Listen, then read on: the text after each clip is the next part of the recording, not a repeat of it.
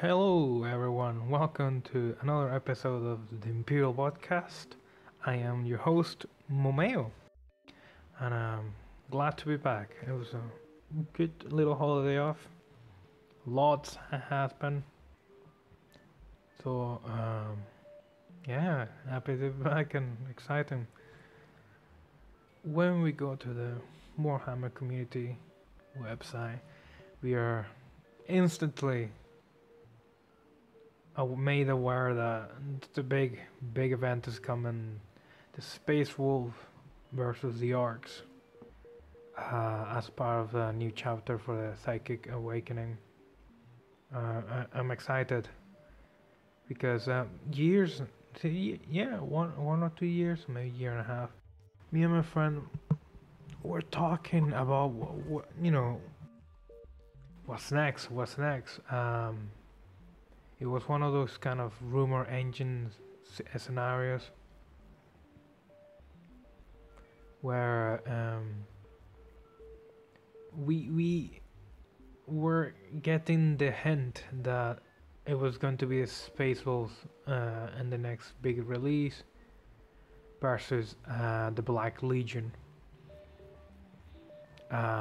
When the Black Legion, the Shadow Spear box set came out, and it was the Black Legion versus the Ultramarines, that suspicion went out the window. But I'm so happy because we were Siege models, Nurgle models, and Black Legion models were released, and we were happy. So we were thinking, oh, maybe it could be the Wolves versus new Karn Berserker models, which is fantastic.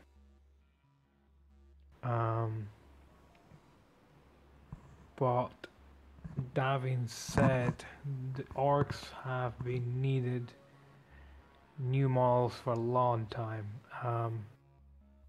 After seeing what Games Workshop have done for their fantasy counterparts and Age of Sigmar, they look amazing. They're really cool models.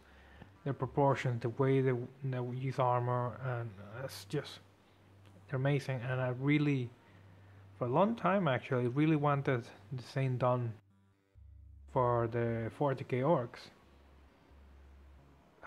So hopefully this is gonna happen. Hopefully I finally be able to buy my first orc squad, because may not be able to, or may not be willing to invest in a huge army, but definitely a squad, or maybe a character or two, but no more than that.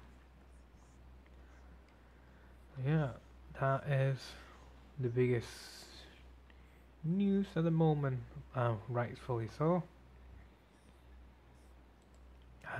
because it's such a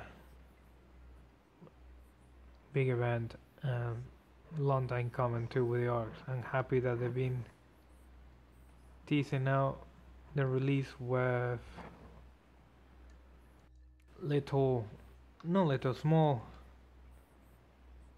stories that you can read within a couple minutes to get the taste for it, and build up the hype for the release. I have only read one of them. I think this one's called The Call of the Pack. This is the one I read. It's basically a Space Wolf, Space Marine, who is a member of the Death Watch, is having visions / nightmares. He's basically trying to convince the Death Watch to let him go back to Fenris and either go together as a unit to back to Fenris, or himself going back to protect his own planet and his brothers, which is cool. Oh wait, I can't tell you spoilers. Read it, we can chat about it. Yeah, there's three of them. One of them The second one's called the Feast, which I have not read. The second one, and the last one, sorry, is the Call of the Pack, the Feast. Oh, okay. No, it turns out there's only two. The Feast and the Call of the Pack.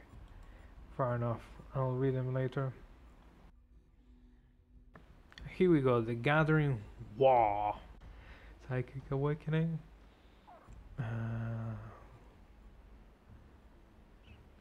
So, as the... Oh, what's it called? The Cicatrice Maledictum. But as the orcs know it, the Gork's Grim spreading. And this page is basically a little... It's like a little catch-up. Digested version of the events the orcs have been up to. Which is basically just destroying and bringing war and everything, which is cool.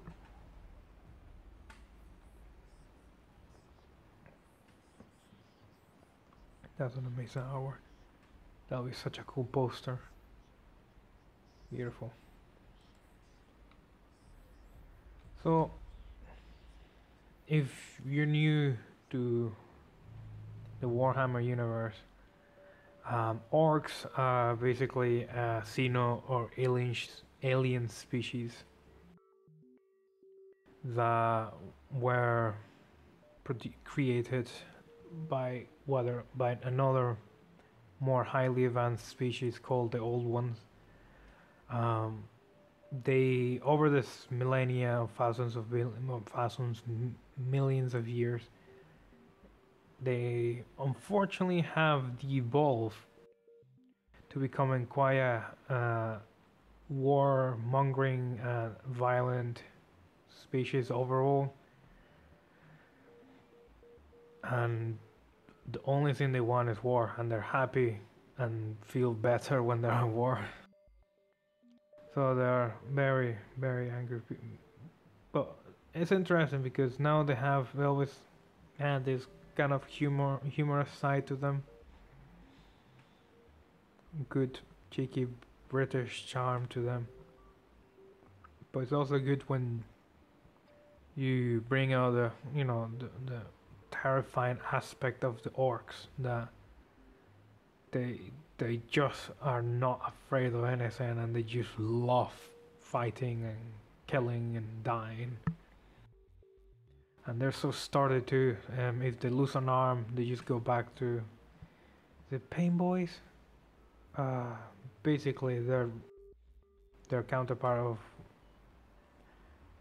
of what a doctor or surgeon would be to us, and they just basically, you lose your arm, and they go, yeah, that's no problem. They stole a gun or a chainsaw gun, and they're just crazy, man. They're amazing. Yeah, we got a little digested here that tells what the orcs have been up to.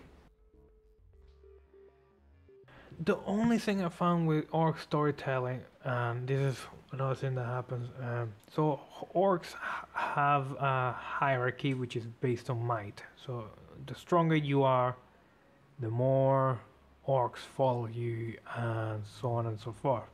You become a war boss by beating other war bosses and basically having their band assimilated into yours, so on and so forth. And next thing you know, you go thousands, maybe millions of them under your command, and then that's when they go, let's make a war, which is basically a crusade to destroy and fight for the sake of it and the joy of it.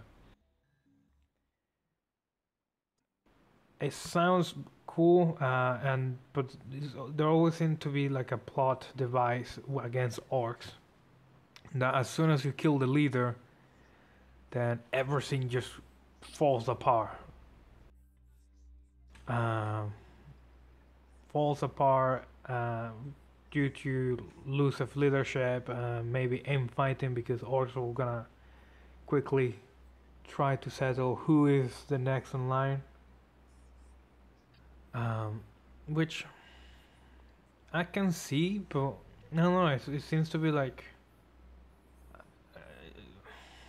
it always falls back to yes, you see an orc walk, kill the leader, and then everything will be fine. But thankfully, I hope it doesn't happen because orcs are there. I know there's humor to them, but the prospect of an orc adventure is not good one. They're terrifying enemies, and they should be displayed as that. Unless it's kind of like, you know, when they're little, their stories where you see it from orc perspective. I think that's when you exploit all the charm and sass and humor. But if you see it from an on orc, oh, on orc, for a non-orc perspective, they should just come of terrifying monsters that wielding chainsaws and just beautiful, beautiful, scary. And I just I can't wait for new models for them. They're definitely deserve new models. Poor orcs, they need some love. And we have for the Space Wolves the same. A little catch up on who were the Space Wolves, what have they been up to, just before the new chapter starts. So Space Wolves, who are the Space Wolves? They were one of the first founding legions back in the Horus Heresy days when the Space Marine legions were originally created.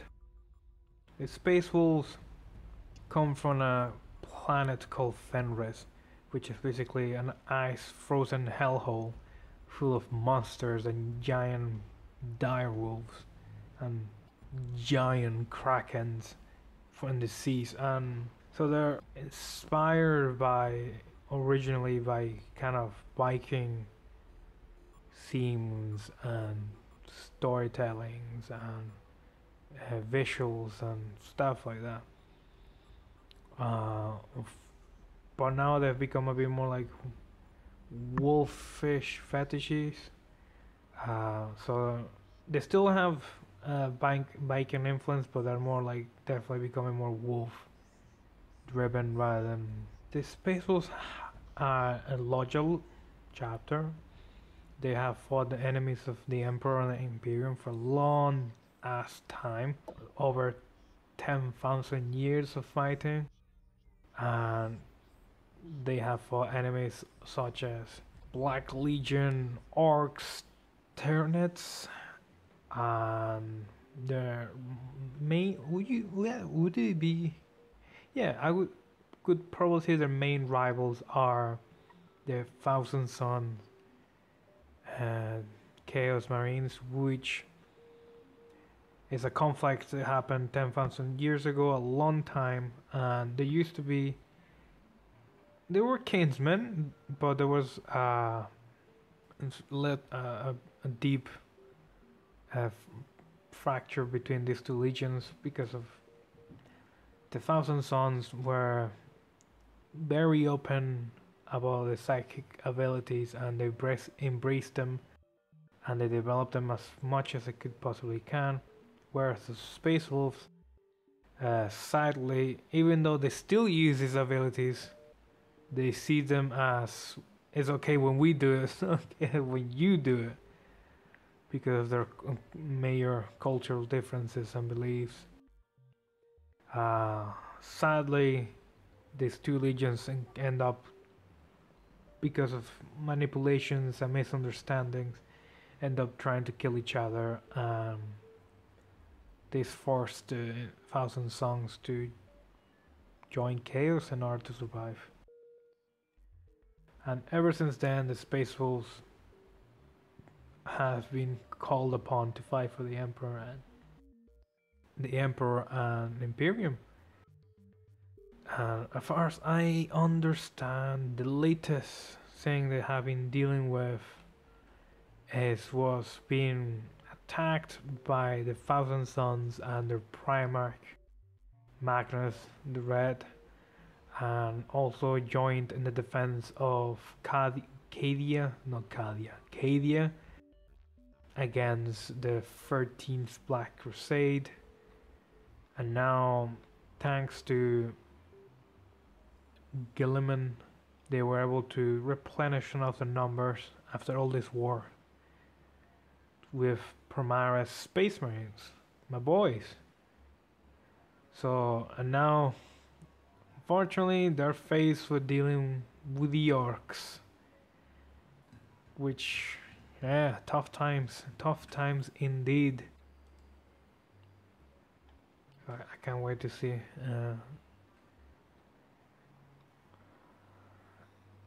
It's interesting.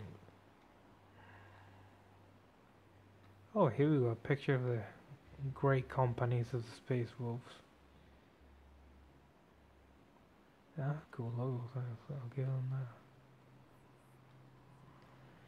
So who knows what's gonna happen between the Space Wolves and the Orcs? I hope.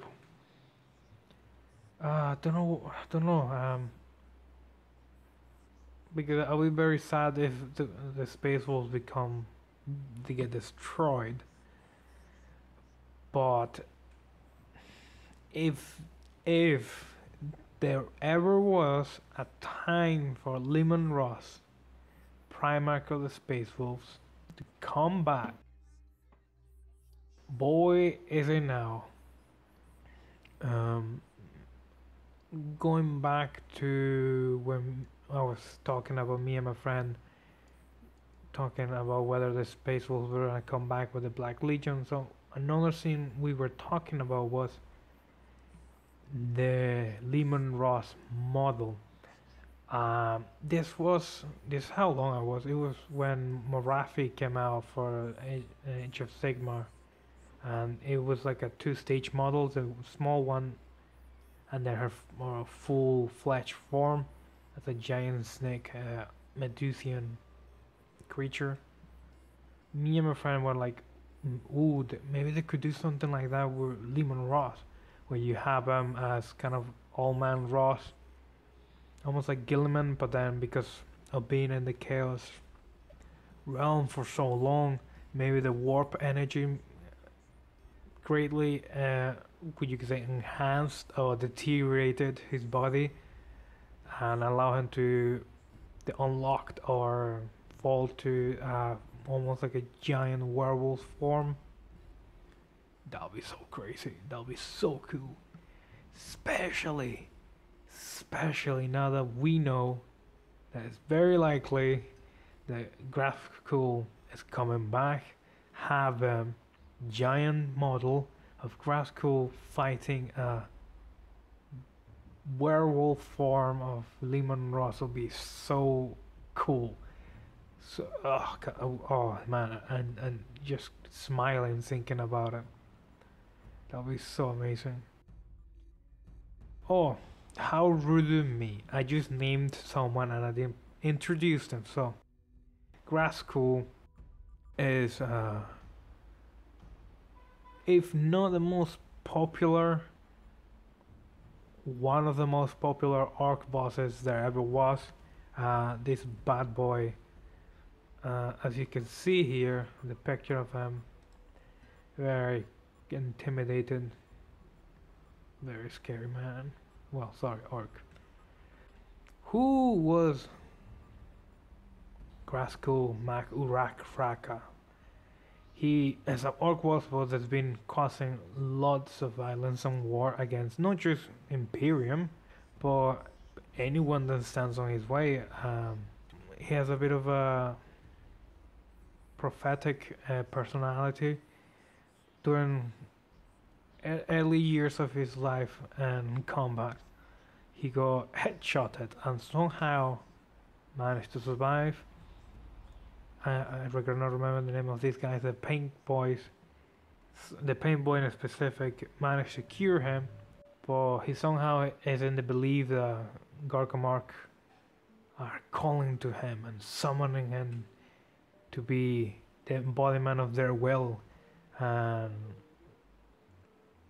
he genuinely believes this, and the orcs around him believe him, so they just follow him. And yeah, crazy man. So When it comes to enemies he's been fighting in the Imperial Guard, he has a very better and very famous rivalry with Commissar Jarek.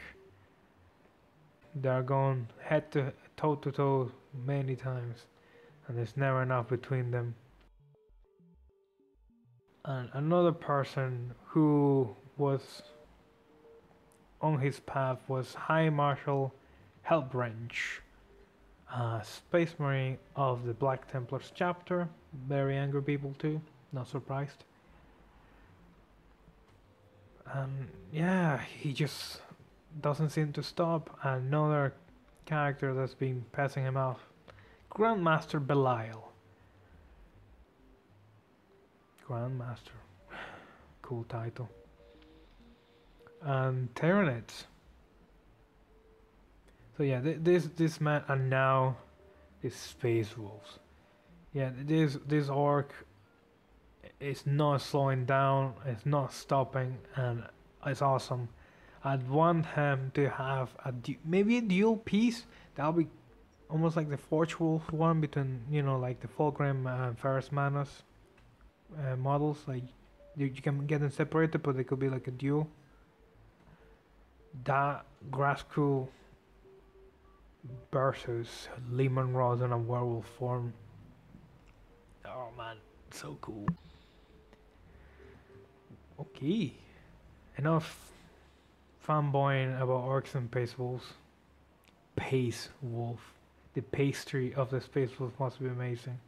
Yes. For this week, we don't have a character of the week. Actually, we got requested to talk about why. We got requested by Heretical Chappie. That's a very misleading name of all things, but I love you, Chappie. You're a good chap. Heretical Chappie asked us, why is chaplain of the Space Marines the most honorable rank or position within the chapter? Now, let's start with the beginning. The rank of chaplain was created during the 31st millennium. Well, the 30th millennium. During the Horus Heresy. They were created to enforce the Edict of Nicaea, where the Emperor, on his unlimited wisdom, made it that Space Marines were not to use their psychic abilities, as this is a dangerous practice. The rank of chaplain was created to enforce this, while the rank of librarian was dissolved. But it's been 10,000 years since that happened, and now chaplains have morphed into a different kind of role. You see, back in the Horus Heresy or the Great Crusade times, the Imperial Mindkin was a secular state. They didn't practice religions. They believe in science, reason, and understanding, and most of the time they frown upon religious beliefs, things like that. But since the fall of the Emperor, a religion called the Imperial Cult have been developing and growing to the point now it's a state religion, and if you don't practice it, you will be labeled a heretic and be put to the torch if you're lucky. So how has this affected the chaplaincy? So chaplains are now in charge to maintain and protect the spirituality of their chapters. They are a beacon of moral encouragement and are tasked to maintain the purity of spirit and mind within the battle brothers. So they're usually aspiring and figures to Space Marines. They're always preaching words that will encourage them to greater deeds of heroism, greatly push themselves beyond the limits even of a Space Marine. And combat, it would be very terrifying having a Space Marine chaplain going at you. I'm not gonna lie. They wield a helmet which is basically being designed to look like a skull, and they wield a weapon which is basically a mace, really. What's the name? Oh, Crucius Arcanum. I think it's not translated as a holy stick or something like that. Yeah, they're very aspiring figures in the battlefield. In your side, if you're going against them, then you would want to take them out actually, because I can see a chaplain falling a very detrimental against the enemy morale. So yeah, you want to take those you want to take those suckers out if you're fighting Space Marines. But it's not gonna be easy. Remember, these are Space Marines trained specifically for this role, to rouse his brothers to combat, and in times outside warfare, they serve as guidance to the brothers. There's usually one within each company, and every company has 100 Space Marines. Depending if they follow the Codex Astartes. If they don't, they can have as many or as little companies they have, but usually there's a chaplain for company. Now, how does one Space Marine becomes a chaplain? Usually the chaplaincy or the chaplains already established will pick from their new recruits coming in and have them basically learn all the rituals, all the lore and tradition of the chaplaincy with the specific to the chapter, and slowly but surely, once chaplaincy roles available, and so when a chaplaincy role is available, they will pick whoever the chapter believes is the most qualified to take this role. And once they are chosen, they are sent to the Solitorium, where they'll spend either a couple days to weeks to maybe more time alone in solitude to meditate and fast. Basically, to forge the spirit and mind. Once this is achieved, then they will be granted the position by the Master of Sanctity, which is the highest rank within the chaplaincy, only below the chapter master. So you're pretty high in the hierarchy of the chapter, only a second to one. So yeah, the other another way to become a chaplain is when chaplain dies in battle, and again the most qualified person at the time immediately takes on the role, wields the helmet, the crushes, and maybe some bits of their armor, and becomes the chaplain. So, are they the most honorable role in chapter? Yeah, I mean, the only ones I think given competition will be the Dreadnoughts, because Dreadnoughts also share the aspect of being a guidance to their fellow battle brothers, because having such a long lifespan of maybe hundreds upon thousands of years, so they will always be seeked out for their wisdom but they don't. They're not entirely. They're not. The roles doesn't specify in the, maintaining this good clean spirit and mindset. So it's difficult. Spiritually, yes, because I don't know. Are they the most honorable? Hmm. I would say they go par in hand with the dreadnought, because dreadnoughts have by default proven them they're willing to go fight till death, and then they get turned into the sarcophagus and they're fighting and still sharing the wisdom and intelligence with the brothers. But on the other hand, a chaplain spends all his life learning, studying, and breathing the tradition, the beliefs, and the faith of the chapter, and basically they become the ones that maintain the moral and the spiritual fabric of the chapter.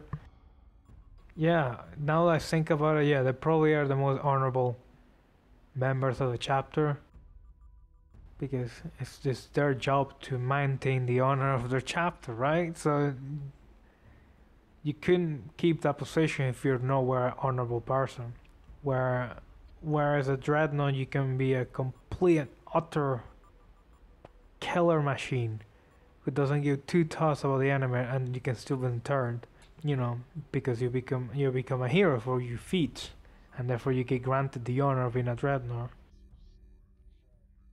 But the person who could be granted the honor of a dreadnought may not be granted the chance to become a champion. So yeah, yeah. Now that I kind of expressed those thoughts and voiced them, yeah, chaplains are probably the more honorable position you can have in a Space Marine chapter.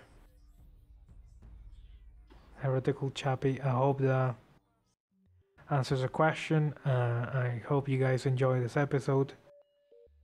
It's been fun. I'm glad to be back.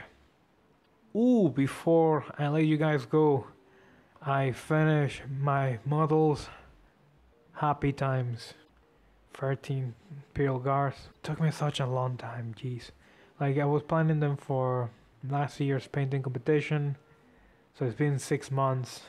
Man, I really need to get my consistency back on track. But they're done now, and I literally, before I started recording this, I primed another model, which, funny enough, is a chaplain. So happy times. Please let me know what you've been painting. I know what's interested.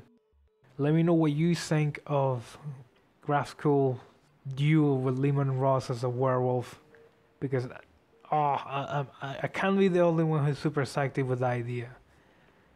But thank you so much for listening. I hope you enjoy. Have a wonderful day. Take care. Bye bye.